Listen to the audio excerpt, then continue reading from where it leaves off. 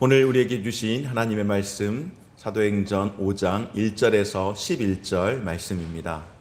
오늘 우리에게 주신 하나님의 말씀 사도행전 5장 1절에서 11절 말씀, 우리 다 함께 자리에서 일어나서 하나님 말씀 받도록 하겠습니다. 11절 말씀은 함께 읽겠습니다. 아나니아라는 사람이 그의 아내 삽비라와 더불어 소유를 팔아 그 값에서 얼마를 감추매 그 아내도 알더라.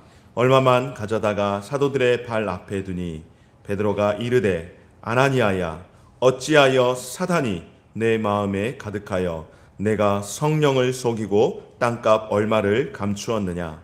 땅이 그대로 있을 때에는 내 땅이 아니며 판 후에도 내 마음대로 할 수가 없더냐. 어찌하여 이 일을 내 마음에 두었느냐. 사람에게 거짓말한 것이 아니요 하나님께로다. 아나니아가 이 말을 듣고 엎드러져 혼이 떠나니 이 일을 듣는 사람이 다 크게 두려워하더라. 젊은 사람들이 일어나 시신을 싸서 메고 나가 장사하니라. 셋 시간쯤 지나 그의 아내가 그 일어난 일을 알지 못하고 들어오니 베드로가 이르되 그 땅 판 값이 이것뿐이냐. 내게 말하라 하니 이르되 예 이것뿐이라 하더라. 베드로가 이르되 너희가 어찌 함께 꾀하여 주의 영을 시험하려 하느냐. 보라, 내 남편을 장사하고 오는 사람들의 발이 문 앞에 이르렀으니 또 너를 메어 내가리라 하니 곧 그가 베드로의 발 앞에 엎드러져 혼이 떠나는지라. 젊은 사람들이 들어와 죽은 것을 보고 메어다가 그의 남편 곁에 장사하니. 함께 읽겠습니다. 온 교회와 이 일을 듣는 사람들이 다 크게 두려워하니라. 아멘. 자리에 앉겠습니다. 우리 서로들 인사하실까요? 할렐루야. 성령 충만하십시오. 할렐루야. 행복하십시오.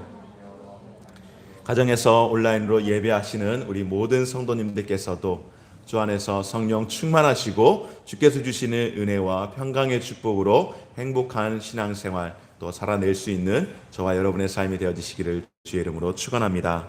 오늘 이 시간에는 아나니아와 삽비라의 비극이라는 제목으로 사도행전 5장 1절에서 11절 말씀을 통하여서 함께 말씀을 나누며 또한 우리의 마음을 결단하고 함께 기도하는 시간 갖기를 원합니다. 계속해서 우리가 사도행전을 보고 있는데 이제 사도행전 1장에서 4장까지 보고 오늘 5장에 들어가게 되었습니다. 1장에서부터 4장까지 여러분 우리가 잘 알고 있는 것처럼 또 말씀을 통하여서 우리가 들었던 것처럼 초대교회의 오순절 성령 강림 사건 이후에 많은 성도의 수가 불어났습니다. 교회가 큰 부흥을 하게 된 것이죠. 베드로의 한 번의 설교에 3,000명이 회개하고 또한 세례를 받기 시작했고, 또한 베드로와 요한이 성전 미문에서 구걸하던 안진뱅이를 일으킨 사건 이후로 5,000명이나 되는 숫자적으로도 당시의 예루살렘의 인구가 그리 많지 않았는데 그렇게 많은 성도의 수가 불어나게 되었다라고 하는 것은 단순히 교회가 부흥하게 되었다가 아니라 예수 그리스도, 그들이 핍박하던 그 예수 그리스도가 그만큼 이 복음의 확장이 일어났다라고 하는 말씀입니다. 예루살렘 교회의 확산세가 강하게 되어질 때에 사내들인 공의에서 베드로와 또한 요한을 붙잡아서 협박을 했습니다. 그러나 그와 같은 모든 외부의 협박에도 불구하고 그들은 담대하게 복음을 전하게 되었고, 그 일로 인하여서 오히려 교회가 더 왕성하게 되어질 때에 교회는 자신의 재물을 내 것이라고 고집하지 않고 불의한 이웃에게, 그러니까 필요한 이에게 함께 나누는 그런 코이노니아를 실천함으로 성도 간의 깊은 사랑을 맛보게 되는 그런 초대교회의 모습을 보게 되었습니다. 초대교회가 정말로 은혜로웠습니다. 그리고 정말로 교회가 크게 부흥하게 되었습니다.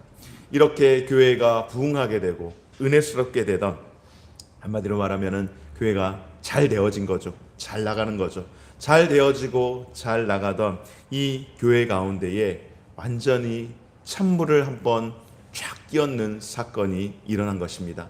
그것이 바로 오늘 사도행전 5장 1절에서 나타나는, 1절에서 11절에 나타나는 이 이야기, 이 말씀이 바로 오늘 초대교회 가운데에 크게 계속해서 앞으로 나아가는 듯한 그런 상황 가운데에 찬물을 한번 쫙 엎어가지고 교회가 한번 움찔하게 만드는 사건이 바로 아나니아와 삽비라의 비극적인 사건입니다. 여러분, 거짓말하면은 다 죽어야 할까요? 설령 거짓말했다고 한번 즉각적으로 거기서 죽으면 어떻게 될까요?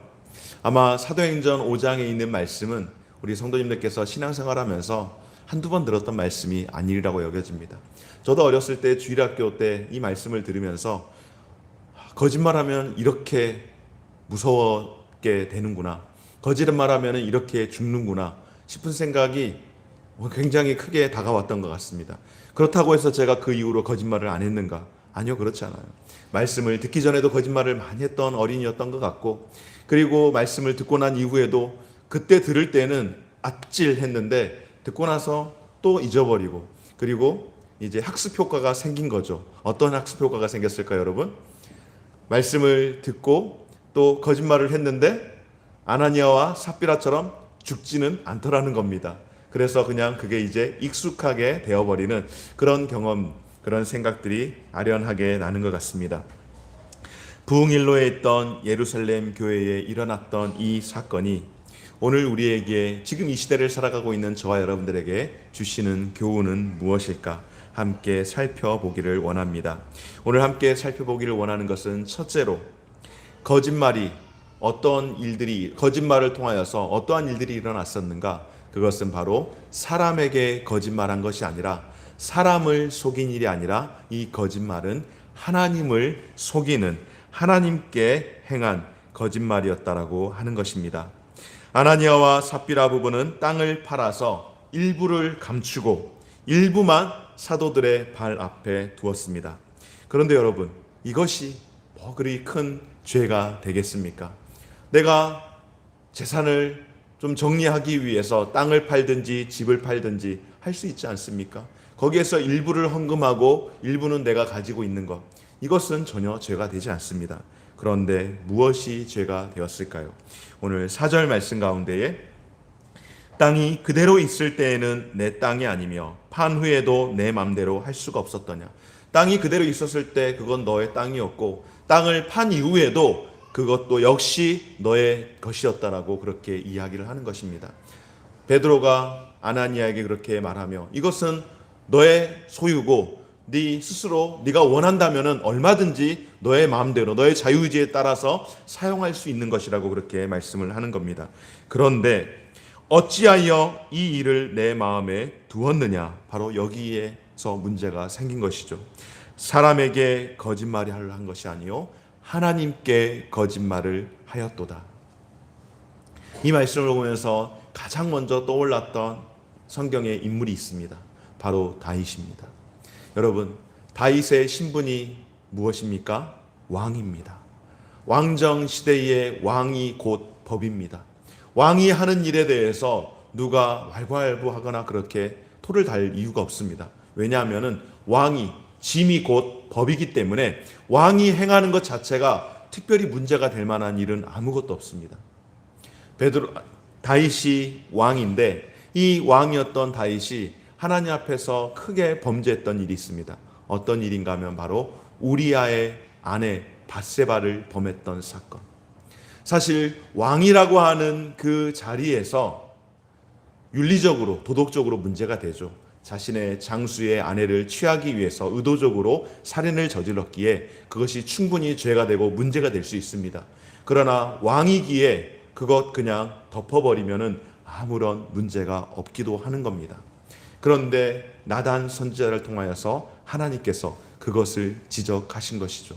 네가 왕일지라도 그것은 세상 앞에서 왕이라 죄가 되지 않을 수 있고, 왕이기에 내 맘대로 할 수 있다라고 할 수 있지만은, 그러나 그것은 내 앞에서는 죄가 되었다라고 나단 선지자를 통하여서 크게 책망했던 사건이 있습니다.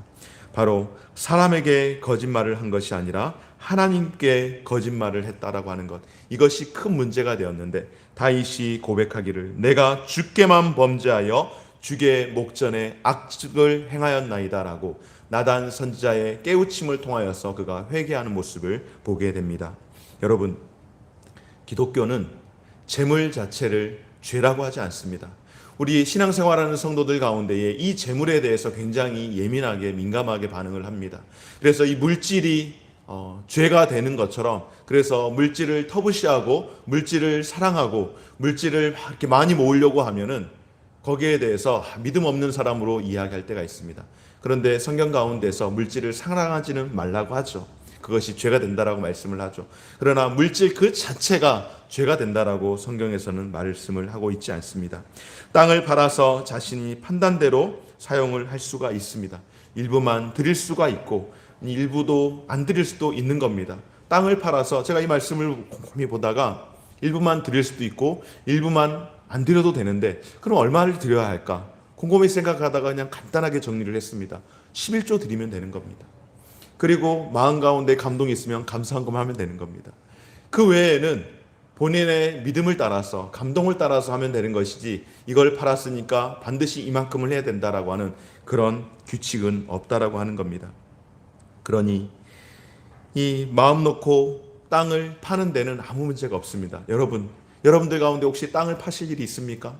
아나니아와 삽비라를 생각하면서 너무 염려하거나 겁을 먹거나 근심하지 마십시오.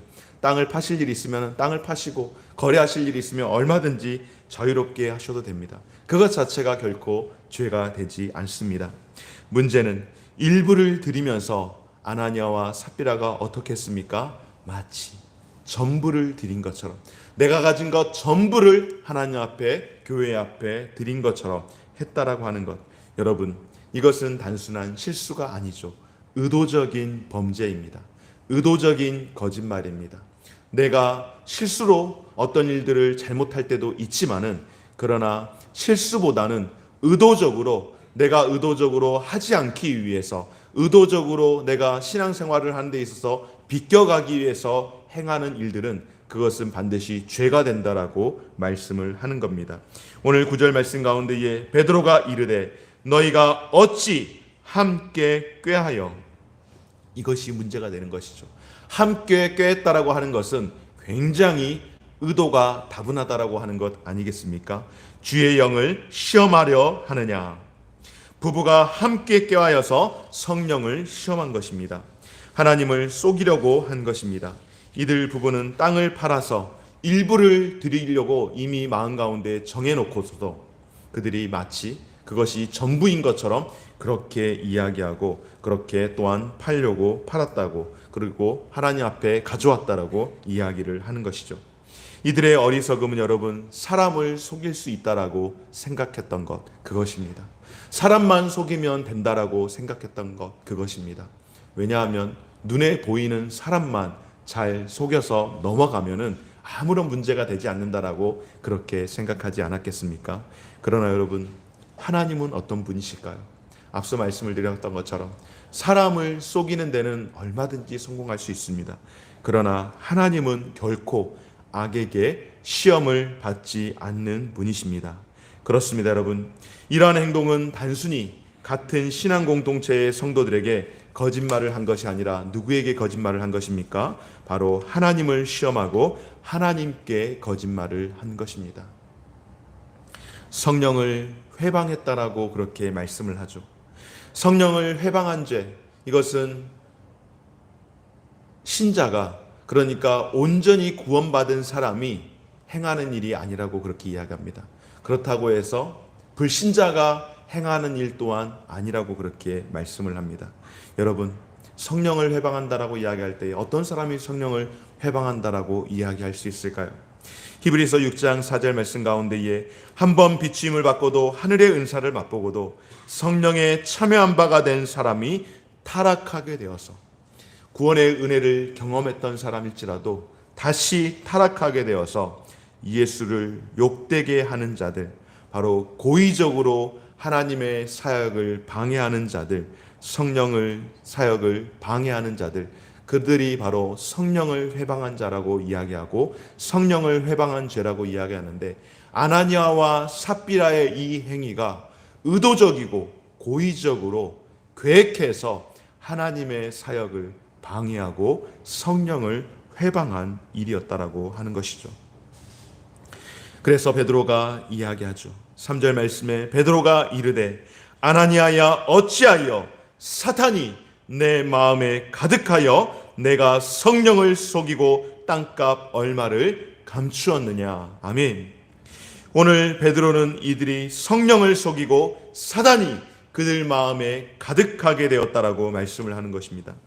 여러분, 성령으로 충만해야 할 성도가 어떻게 되었습니까? 사탄으로, 악한 영으로 충만하게 되었을 때에 성령을 속일 수 있다라고 하는 담대한 마음이 생긴 겁니다. 성령이 아닌 사단이 그의 마음에 가득하게 될 때에 내가 충분히 성령님도 충분히 속일 수 있고 넘길 수 있다라고, 그런 힘을 가질 수 있다라고 생각한 것, 그것이 심각한 문제가 되었다라고 하는 것이죠. 여러분, 인간이 하나님을, 성령님을 어떻게 속일 수가 있습니까? 바로 이 부부의 심각함은, 부부가 함께 꾀한 이 큰 문제는 무엇인가 하면은 그들이 함께 꾀함으로 인하여서 하나님을 속일 수 있다라고 했던 그 심각함인데, 그들 가운데에 사단이 강력하게 역사하고 주장했기 때문이라고 오늘 사도 베드로가 말씀을 하는 것입니다. 뿐만 아니라 여러분, 성령으로 충만해야만 물질을 드리는 것이 아니라는 것을 오늘 말씀을 통하여 보지 않습니까? 여러분, 헌금 다 많이 한다고 해서 성령 충만한 게 아니라는 것을 오늘 아나니아와 삽비라를 통하여서 보게 되는 겁니다. 사탄이 충만해도 교회 안에서 열심히 일하는 사람들 꽤나 많습니다. 사단이 충만해도 교회 앞에서 헌금을 하는 사람들이 제법 적지 않다라고 하는 것입니다. 사단으로 충만해도 물질을 드릴 수 있지만 결국 여러분, 그렇게 드리는 물질은 어떻게 되는 걸까요? 그것은 결과적으로 교회를 회방하고 교회를 어지럽히고 교회를 흔드는 그런 도구로 사용이 되어진다라고 하는 것입니다. 요즘도 우리가 신천지로 참으로 많이 예민해지는데, 요즘은 신천지보다는 코로나로 더 많이 예민해져 있는 상태이죠. 신천지가 한국 교회를 한번 크게 휩쓸었던 적이 있습니다. 한국에 네노라고 하는 정말로 이름 있는 큰 교회들을 얼마나 많이 휩쓸었는지 모릅니다. 그리고 나름대로 정책이 있습니다. 큰 교회는 가서 열심히 해가지고 교회를 막 휘청거리게 하는 겁니다. 그리고 작은 교회는 가서 그냥 접수를 해버리는 겁니다. 가서 휘청거리게 하는 게 아니라 열심히 해서, 우리 같은 작은 교회들의 교회 성도가 와서 막 너무너무 적극적으로 열심히 하는 겁니다. 예배 시간이고 뭐 교회 봉사하는 일이고 헌금하는 일이고 열심히 해서 3년 이내에 목사 뒤집어 엎어서 교회를 그냥 통째로 접수하는, 이게 실제적으로 그들이 교회를 접수하기 위해서, 교회를 얻기 위해서 정책적으로 그렇게 했던 방법입니다. 그러니 그런 사람들이 교회에 오면은 제일 먼저 하는 게 뭘까요? 열심히 하는 것이죠. 그리고 헌금 생활 열심히 하는 것이죠. 그리고 신뢰를 얻어가지고 교회를 통째로 그냥 신천지로 이 명함을 바꾸어 버리는 그런 일들이 한국 교회에 정말로 많이 있었고, 실제로 그런 일들이 많이 일어났었습니다. 여러분, 성령으로 충만하지 않으면, 사단으로 충만하여 사로잡힌 바 되어지게 되면 그 열심이, 그리고 그 헌신과 그 봉사와 그 수고가 오히려 교회를 회방하는 데 큰 그런 도구로 사용되어진다라고 하는 것입니다. 오늘 이 부부가 하나님을 속이지 않고 그냥 솔직한 마음으로, 제가 땅을 팔았는데 이마만큼 나왔습니다, 그 가운데에 일부를 이렇게 드립니다 라고 하나님 앞에, 교회 앞에 드렸다라고 한다면 여러분 어땠을까요? 얼마나 많은 칭찬을 받았겠습니까? 얼마나 교회 앞에 큰 유익이 되었겠습니까? 그럼에도 불구하고 이들 부부는 일부를 드리고 죽임을 당한 굉장히 불행한 부부입니다. 무엇보다도 안타까운 것은 이들 부부가 함께 꾀함으로 인하여서, 서로 부부가 공모를 함으로 인하여서 그때 둘 중에 한 사람이라도, 남편이 그런 마음이 들었을 때에 아내가 안 돼요 여보, 정신 차립시다, 우리 깨어 있읍시다 라고 그렇게 조언을 해줄 수 있었다면, 아내가 그런 생각을 할 때에 남편이 그렇게 조언을 해줄 수 있었다면, 아니 부부가 그렇게 할 때에 자녀가 그 가운데에 깨어서 조언해 줄 수 있었다면 얼마나 좋았을까요? 여러분, 로마서 16장 19절 말씀 가운데에 너희의 순종함이 모든 사람에게 들리는지라. 그러므로 내가 너희로 말미암아 기뻐하노니 너희가 선한데 지혜롭고 악한데 미련하기를 원하노라. 아멘. 여러분, 선한데 지혜로우시고 악한데는 둔해질 수 있는, 미련할 수 있는 저와 여러분의 삶이 되어주시기를 주의 이름으로 축원합니다. 사랑하는 여러분, 우리의 신앙생활 하다 보면은 시험될 일이 왜 없겠습니까? 시험될 일들이 왜 없겠습니까?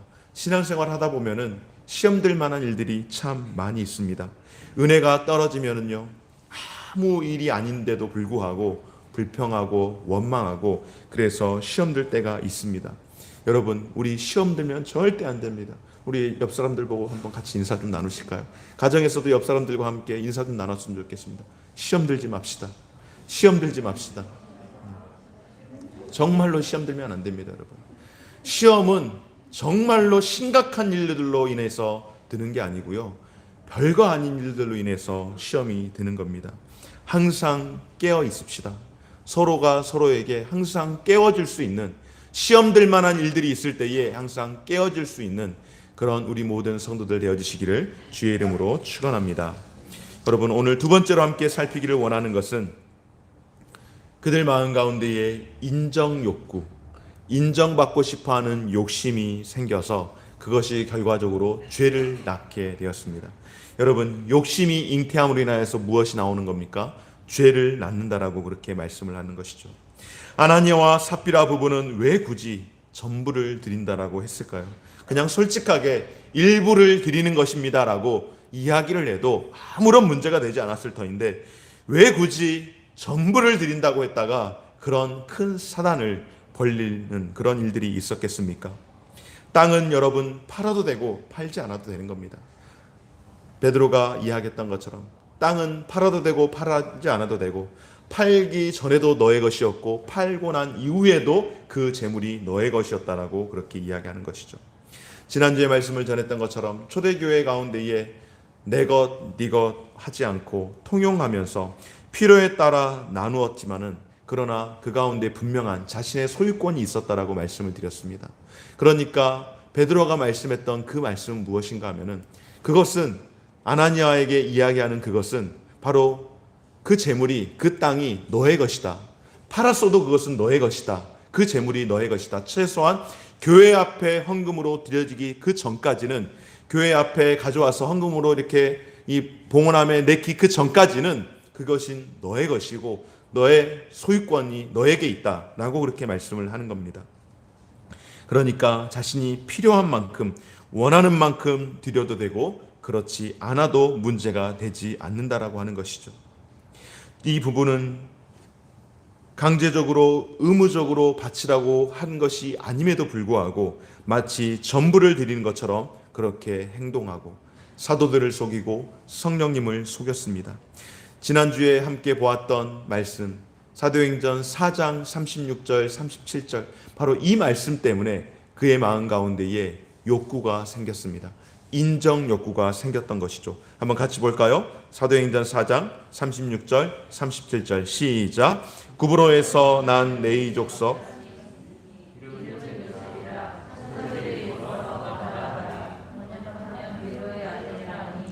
그가 밭이 있음에 팔아 그 값을 가지고 사도들의 발 앞에 두니라. 아멘. 바나바라고 하는 이 사람의 이 소문이 그의 마음 가운데에 인정 욕구를 크게 자극을 한 겁니다. 바나바라고 하는 사람이 어떤 사람입니까? 원래의 이름은 요셉인데 그에게 별명을 붙여줬습니다. 초대교회가, 사도들이 무엇이라고? 위로의 아들이라고 별명을 붙여준 겁니다. 사람들을 위로하는 일 가운데에 정말로 열심히 헌신을 하였기에 위로의 아들이라고 그렇게 별명을 붙여줬습니다. 바나바가 했던 여러 가지 많은 일들 가운데에 특징적인 것은 자신의 재산을 팔아서 사도들의 발 앞에 가져다 놓고 구제하는 일을 행하였고, 그리고 우리가 잘 아는 것처럼 사울이 이제 그가 회심하여서 하나님의 사람으로 그렇게 살려고 할 때에 누구도 그를 믿어주지 않는 겁니다. 사울을, 그러니까 변화된 바울을 누구도 받아주지 않는 겁니다. 심지어는 사도들도 받아주지 않을 때에 누가 그를 인정하고 받아줍니까? 바로 바나바가 사도 바울이 왔을 때에 아무도 환영하지 않는 예루살렘에서 그를 받아주고 그를 믿어주고 그와 함께 사역하는 그런 일들을 했습니다. 그리고 결과적으로 초대교회의 안디옥 교회에서 사도 바울과 함께 선교사로 파송이 될 만큼 교회 가운데에 큰 일을 했던 사람, 인정을 받았던 사람이 신실한 사람으로 성령님께 쓰임을 받았던 사람이 바로 바나바입니다. 이 바나바를 볼 때에 아나니아의 마음 가운데에 그런 인정 욕구가 크게 생겼던 것입니다. 사도들과 주변 사람들로부터 인정을 받고 본인도 바나바라고 하는 위로의 사람이라고 하는 그런 인정을 받고 싶은 욕구가 그의 마음 가운데에 찾아와서 부러운 마음이 들었던 것 아니겠습니까? 그런데 밭을 팔고 보니까 어때요, 여러분? 마음 가운데 갈등이 생기는 것이죠. 왜 갈등이 안 생기겠습니까? 그것이 얼마가 됐든지 간에 자기의 전 재산을 갖다 바쳤는데 얼마나 갈등이 생기지 않겠습니까? 바치기 전에 이제 가지고 있을 때에 이거 다 바쳐야 되나 하는 그런 갈등이 생겨서 일부를 감추고 일부를 마치 전부인 양 그렇게 드렸던 것입니다. 교회로부터 인정을 받고 싶고 또 물질에 대한 욕심도 포기할 수 없는 그런 마음이 그에게 생겼던 것이죠. 여러분, 오늘 아나니아와 삽비라 이들의 마음 가운데에 이들의 그 근본적인 그 마음의 그 생각들은 무엇이었을까요? 이들의 드림은 이웃 사랑을 위한 헌신이 아니었습니다. 자기가 인정받고 싶어하는 명성과 지위를 얻고자 하는 돈으로 이 영적 리더십을 사려고 하는 그런 마음이 그에게 생겼던 겁니다. 여러분, 영적 리더십은 한순간에 얻어지는 것이 결코 아닙니다. 영적 리더십은 물질을 통하여 얻어지는 것이 결코 아닙니다. 영적 리더십은 성령이 충만한 가운데에 그 성령이 충분히 또한 다스려짐을 통하여서 성령의 열매를 통하여서 얻어지는 것이 영적 리더십인 줄 믿습니다. 오늘 바나바가 그와 같은 영적 리더십을 가지고 교회 앞에서 그렇게 위로의 사람으로 삶을 살아갈 때에 위로의 아들이 된 줄 믿습니다. 성령으로 충만하여 성령으로 충만한 삶을 살면서 위로하는 일들을 행할 때에 위로의 아들이 된 줄 믿습니다. 이미 그는 사실상 위로의 아들로서의 삶을 살았고 그는 이미 사실상 위로의 아들이었습니다. 단순히 자신의 재산을 팔아서 사도들의 발 앞에 갖다 놓게 되었을 때의 위로의 아들이 되었던 것이 아니라 이미 그는 그의 삶을 통하여서 성령의 열매를 성령의 충만한 삶을 통하여서 맺고 살아갈 때에 이미 위로의 아들이 되었던 사람인 거죠. 그런데 아나니아와 삽비라는 한순간에 그것도 내면의 물질에 대한 이 욕망을 억제할 수가 없어서 영적으로 인정을 받으려고 했던, 한마디로 이 영적 한탕주의, 일종의 영적 한탕주의라고 이야기할 수 있는 거죠. 그냥 한번 헌신하고 그리고 내가 이제 영적인 리더십을 갖는 그런 사람이 되고자 했던 영적 한탕주의가 그의 마음 가운데에 가득함으로 인하여서 결국 한순간 높아지려고 했다가 한순간 망하고야 마는 그런 비극의 말로를 맞게 됩니다. 사랑하는 여러분, 지난주에 우리가 함께 나누었던 말씀 가운데에 미아 푸시케라고 말씀을 드렸습니다. 이 미아 푸시케는 한 영혼, 한 생명이라고 했었죠. 이것은 초대교회 공동체가 의미적으로 한 영혼, 한 사람, 바로 예수 그리스도에게 접붙여진 한 영혼, 한 사람이 바로 미아 푸시케라고 말씀을 드렸는데요. 이것이 중요한 이유는 무엇인가 하면은 바로 우리가 구제할 때에 오늘 아나니아와 삽비라와 같이 그냥 한탕주의로 한 번에 모든 것을 다 얻고자 하는 그러한 것이 아니라 얼마나 내가 구제할 때에도 얼마나 그냥 힘들까, 야, 참 고통스럽겠네, 저렇게 살면 얼마나 어려울까 하는 마음으로 그렇게 구제하는 것이 아니라, 여러분, 우리에게 무엇이 필요하다고 이야기했습니까? 바로 사랑의 공동체의 기본적인 철학, 그것은 무엇인가? 나는 죄인입니다. 나는 죄로 인하여서 죽을 수밖에 없는데 예수 그리스도의 핏값으로 내가 구원받게 되었으니, 내가 그 은혜로 살게 되었으니 내가 살아가는 삶이 이제는 내 호흡과 내 삶과 내 나눔이 우리의 모든 구제가 예수 그리스도의 십자가의 사랑에서부터 출발해야 된다라고 그렇게 말씀을 드렸었는데, 오늘 아나니아와 삽비라의 그 헌신은, 아나니아와 삽비라의 그 드림은 자신의 욕망을 위해서 그렇게 드렸다라고 하는 것이죠. 우리의 삶의 기초, 바로 어디에서부터 시작되어져야 하는가? 예수 그리스도의 사랑에서부터 시작되어져야 함을 다시 한번 깊이 깨달을 수 있는 저와 우리 모든 성도님들의 삶이 되어지시기를 주의 이름으로 축원합니다. 세 번째로, 마지막으로 심판, 하나님에 대한 두려움이 그들에게 찾아왔습니다. 두 사람이 죽음으로 인하여서, 심판을 받음으로 인하여서 하나님에 대한 두려움이 찾아왔는데, 이것은 단순히 하나님에 대한 이 겁먹음이 아니라 하나님을 향한 경외하는 마음이 온 교회 가운데에 찾아오게 된 줄 믿습니다. 여러분, 하나님을 속인 것이 얼마나 큰 죄인지를 알게 되었습니다. 영적 한탕주의가 저지른 어리석음이 얼마나 위험한 행위인지를 알게 되었습니다. 그럼에도 불구하고 하나님께서 이렇게 하신 이유, 꼭 사람을 죽여서까지 이렇게 해야만 했을까 하는 큰 이유가 있습니다. 분명한 뜻이 있습니다. 무엇이었을까요, 여러분? 오늘 2절 말씀 함께 보시겠습니다. 그 값에서 얼마를 감춤해 그 아내도 알더라. 얼마만 가져다가 사도들의 발 앞에 두니. 여기에서 얼마를 감추었다라고 하는 이 말씀이 너무나도 우리에게 중요합니다. 왜냐하면 여기에서 감추었다라고 하는 말은 착복하다. 여러분, 착복한다란 말 무슨 말씀인지 아시죠? 횡령하다, 이런 말씀 아마 충분히 다 이해하실 겁니다.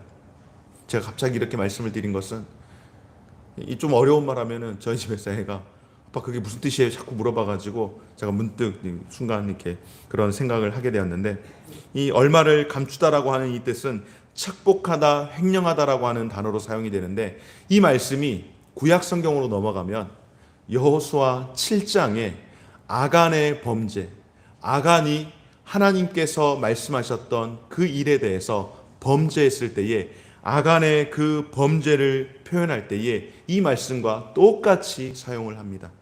여러분, 하나님께서 모세를 대신하여서 여호수아를 새로운 지도자로 세우고 가나안 정복을 시작하며 가장 먼저 난공불락의 성이었던 여리고 성을 점령하는 그런 일들이 있었죠.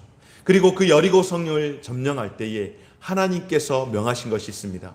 이 성을 점령할 때에 절대 너희가 해서는 안 되는 것, 그곳에서 얻는 전리품은 단 한 가지도 너희들이 취하여서는 안 된다. 모두 다 여호와의 곳간에 드리라고 그렇게 말씀을 했습니다. 그럼에도 불구하고 그 전쟁 가운데에 누가 범죄합니까? 아간이라고 하는 사람이 금덩이와 은 몇 세겔 그리고 외투 한 벌을 가지고 자신의 장막에 가져다 숨겨 놓았습니다.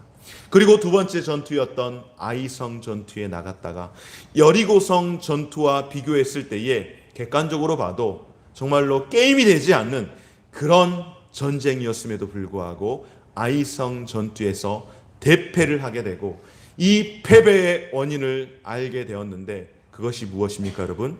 바로 아간이라고 하는 사람이 범죄함으로 인하여서, 아간이라고 하는 사람이 하나님의 물건에 손을 대고 하나님의 곳간에 드려야 할 물건을 착복하고 횡령한 그 사건으로 말미암아서 그 전쟁 가운데에 대패를 하게 되고, 그리고 그 전쟁 패배의 원인 제공자였던 아간은 죽임을 당하게 되는 일이 있었습니다. 여러분, 구약과 신약의 이 두 사건은 유사한 점이 있는데요. 아간의 사건은 출애굽한 이스라엘 백성들이 이제 가나안에 들어가면서 시작된 첫 번째 사건이라고 한다면은, 오늘 초대교회에서 일어났던, 신약에서 일어났던 아나니아와 삽비라의 이 사건은 초대교회가 세워지고 이제 교회가 새롭게 사역을 출발하고자 하는 그 시작 가운데에 첫 번째로 일어났던 사건이 바로 이 아나니아와 삽비라의 범죄의 사건입니다. 이스라엘 백성들이 가나안에 입성할 때에 시작되었던, 그러니까 공동체가 새롭게 시작되었던 그 사건과 신약에 들어와서 하나님의 교회가, 공동체가 새롭게 시작되었던 그 사건 가운데 동일하게 그렇게 범죄가 일어났던 그 사건으로 인하여서 이 둘 다 교회가 시작된 시점에서 그 사역을 중단시키는, 그 사역을 손상시키는 중대한 사건, 하나님의 심판이 바로 이 가운데에 일어나게 되었고, 이 심판 이후에 다시금 가나안 정복 전쟁이 계속해서 이루어지고, 다시금 하나님의 신약의 교회가 다시금 사역을 하게 되는 그러한 일들이 있었다라고 하는 것입니다. 사랑하는 여러분, 그래서 아나니아와 삽비라의 이 사건은, 이 비극적인 사건은 일반적인 사건이라고 이야기할 수 없습니다. 만약에 이것을 일반화시켜 버린다면은 여러분, 우리 가운데에 거짓말에서 살아남을 사람이 어디 있겠습니까? 여기 서 있는 이 목사로부터 시작해서 여기 앉아 있는 여러분들, 가정에 있는 우리 모든 성도님들 가운데에 하나님 앞에서 살아남을 만한 사람이 과연 누가 있겠습니까? 결코 이것은 일반적인 사건이 아닌 특별한 사례입니다.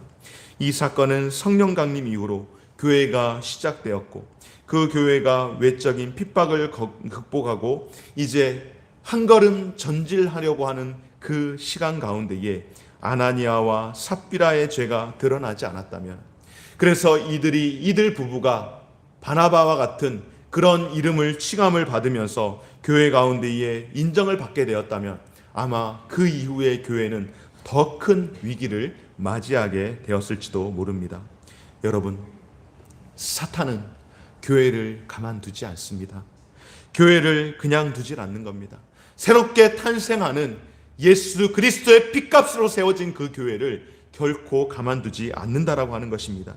그래서 아나니아와 삽비라라고 하는 이 두 부부에게 사단이 충만하게 들어가서 교회를 흔드는, 교회의 공동체를 허물어 버리려고 하는 그런 일들을 하게 되었다라고 하는 것이죠. 눈에 보이지 않는 사단의 이 영적 세계에서, 눈에 보이지 않는 공중권세 잡은 이 사단의 세력과 하나님의 영과의 이 영적 전투가 이 가운데에서 일어나게 되었다라고 하는 것입니다. 사랑하는 여러분, 이처럼 교회는 끊임없이 교회 안에 침투하는 죄의 뿌리를 뽑으면서 시련 가운데에 이기기 위해 참된 신앙 공동체로 세워지기 위해서 부단히 애쓰고 부단히 노력하며 살아가야 할 줄 믿습니다. 사단은 하나님께서 세우신 교회를 결코 가만두지 않습니다. 그리고 하나님께서 세우신 교회와 그 공동체 가운데 있는 성도들을 사단은 결코 가만두지 않는다라고 하는 것입니다. 바로 그 대상이 누구일까요?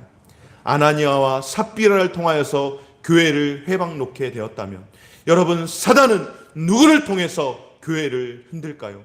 외부에 있는 세력들을 통하여서 교회를 흔들려고 할까요? 아니요, 그렇지 않습니다.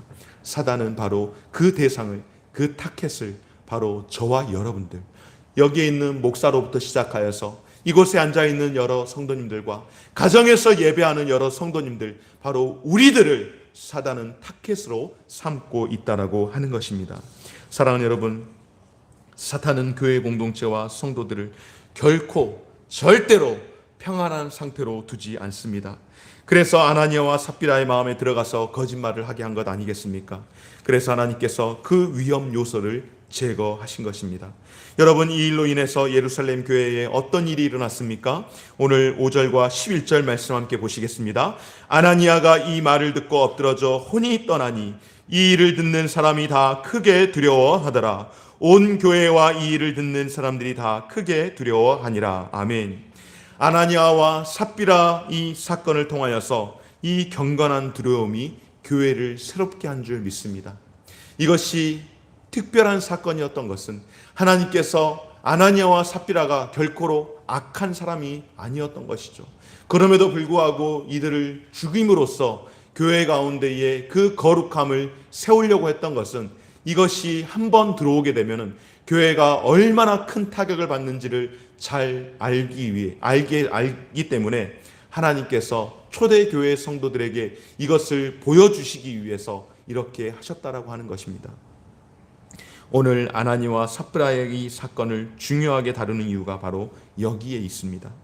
우리로 하여금 이 말씀을 듣고 두려워하도록, 하나님을 경외하도록, 성령의 놀라운 역사도 있지만 두려운 하나님, 우리가 경외해야 할 하나님이 늘 우리와 함께 계시다라고 하는 것을 우리로 하여금 깨닫게 하기 위한 하나님의 특별한 은혜인 줄 믿습니다. 사랑하는 여러분, 우리에게서, 우리 안에서 거짓의 영이, 거짓 영이 떠나가기를 주의 이름으로 축원합니다. 우리 가운데에, 우리의 공동체 가운데에 분노하는 영이 떠나가기를 주의 이름으로 축원합니다. 우리의 공동체 가운데에 욕심이 찾아와서 우리 공동체를 파괴하는 이 욕심의 더러운 영들이 떠나가기를 주의 이름으로 축원합니다.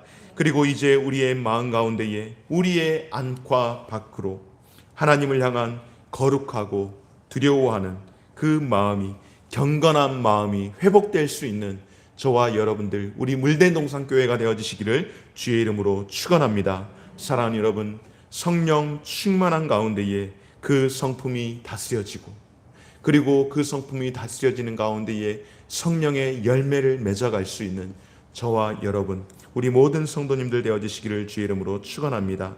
하나님 앞에서 책임 있는 존재로 살아갈 수 있는 우리 물된 동산교회 모든 성도님들 되어지기를 원할 때에 더욱더 신앙생활해지기가 만만치 않은 어려운 이 시기 가운데에 코로나가 우리의 신앙을 합리화시켜버리고 우리를 그냥 주저앉게 하는 그런 사단의 계략이 아니라 다시금 깨어서 기도할 수 있는 저와 여러분, 우리 모든 성도들의 삶이 되어지시기를 주의 이름으로 축원합니다. 우리 이 시간의 말씀을 기억하시면서 함께 찬송하시고 기도하겠습니다. 살아계신 성령님, 날 붙들어 주옵소서.